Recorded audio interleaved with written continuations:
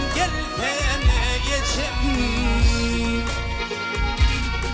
Hey yece zan göresim gel yer geçim. Hey aytman giden yoluma günü karayar geçim.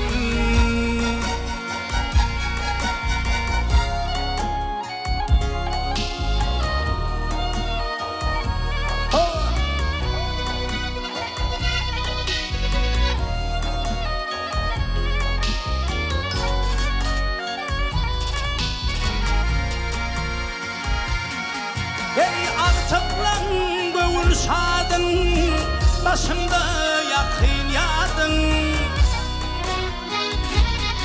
Hey kaytalak ediladın, yine gülsene geçim.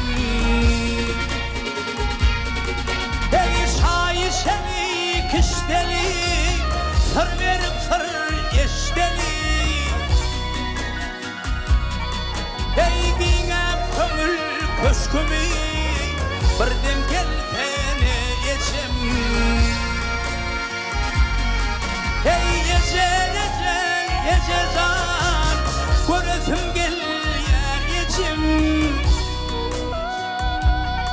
Hey aytman giden yoluma günü karayar geçim. Hey yece canım yecim göresim gel yer geçim. Hey kaytalak ediladın, birdem gel seni geçim. Hey aytman giden yoluma günü karayar geçim. Hey aytman giden yoluma günü karayar geçim.